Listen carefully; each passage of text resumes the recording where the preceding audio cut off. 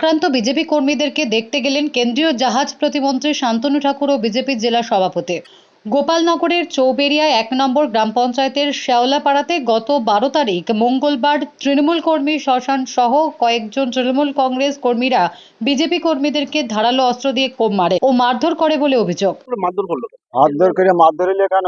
আমার এখানে ভাইপোরা স্নান করছে, আর আমার মাসি ওখান থেকে আসছে। আগে আমার মাসি দানে যখন আসছে বলতে সেখানে কি কি কারে কোপ আছে বললে কিছু বলা না কওয়া না, এসে পর হাতে কোপ মারল, মেরে পরে ডাইরেক্ট চলে আসলে। इसलिए আমার ওই ভাইপোটা এখানে স্নান করছে, এখানে দাঁড়িয়েছে, আর এসে পরে মাথায় এরকম কোপ মারল।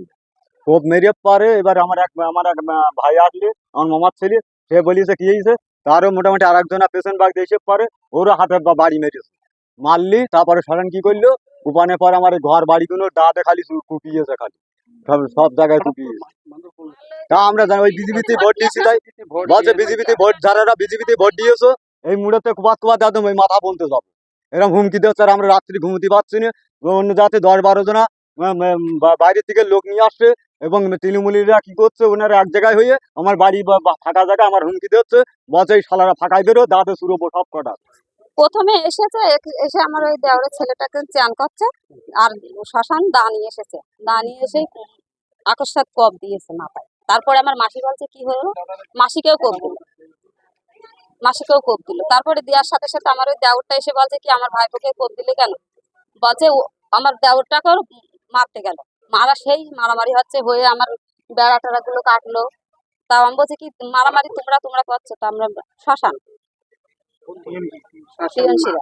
টিএমসিরা হ্যাঁ হঠাৎ এসে কোপ দিয়েছে, আমরা জানি মারধর করলো কেন, ওদের কি মনে আছে জানি। আমরা ওই যে ভোট দিয়েছি বিজেপিতে ভোট দিয়েছি বলে তার জন্য মারামারি করে। আক্রান্ত বিজেপি কর্মীদেরকে সোমবার বিকেলে দেখতে যান বনগাঁ লোকসভার সাংসদ তথা কেন্দ্রীয় জাহাজ প্রতিমন্ত্রী শান্তনু ঠাকুর। কথা বলেন আক্রান্ত বিজেপি কর্মীদের সঙ্গে, তাদের পাশে থাকার আশ্বাস দিয়েছেন তিনি। শান্তনু ঠাকুর জানিয়েছেন, 2024 লোকসভা ভোট পরবর্তী যে হিংসা, সেই হিংসাতে এই এলাকাতে আমাদের যে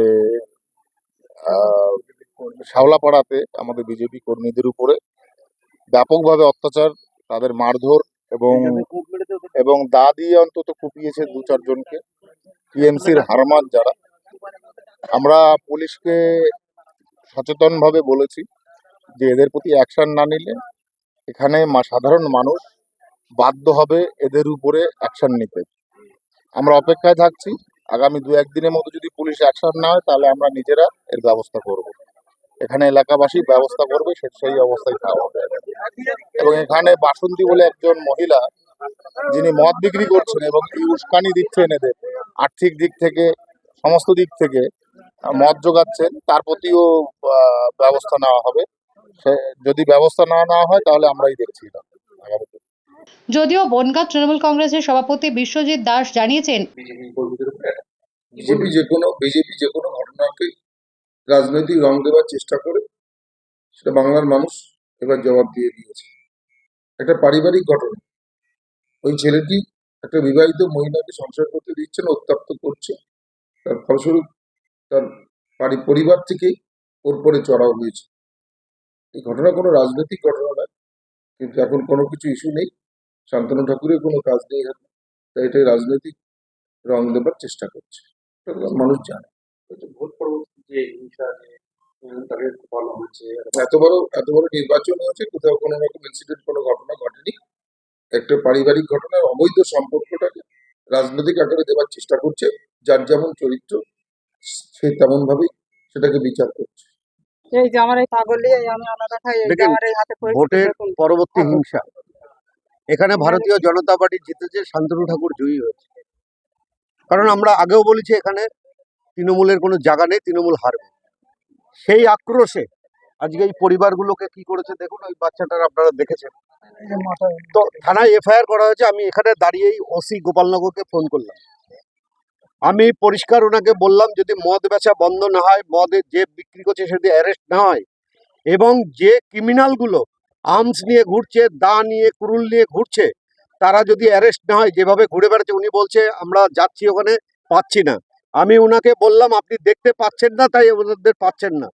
আমি যাওয়ার সময় গোপালনগর থানায় যাব, আমি ওনাকে পরিষ্কার বলে দিলাম ইমিডিয়েট এদেরকে অ্যারেস্ট করার জন্য, এবং যে মদ বিক্রি করছে সেই মদ বিক্রি যেন বন্ধ হয়, এবং মদ যে ভদ্রমহিলা বিক্রি করছে, ভদ্রমহিলা বলতেও আমার লজ্জা লাগছে, যেহেতু একটা মহিলা সেই হিসেবে তার জন্য আমি ভদ্রমহিলা বললাম, মদ বিক্রি করছে সে যদি অ্যারেস্ট না হয়, এখানে যে জনরোষ আজকে দেখছেন, এবং শান্তনু ঠাকুর মন্ত্রী তিনি নিজে এসছেন, আমাদের কর্মীদের মারধর করেছে, আমরা নিজেরা এসছি।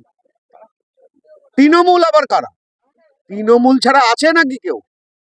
গন্ডগোল, চোর, ডাকাত, ক্রিমিনাল, তারা হলো Trinamool. Bureau report D Bangla news.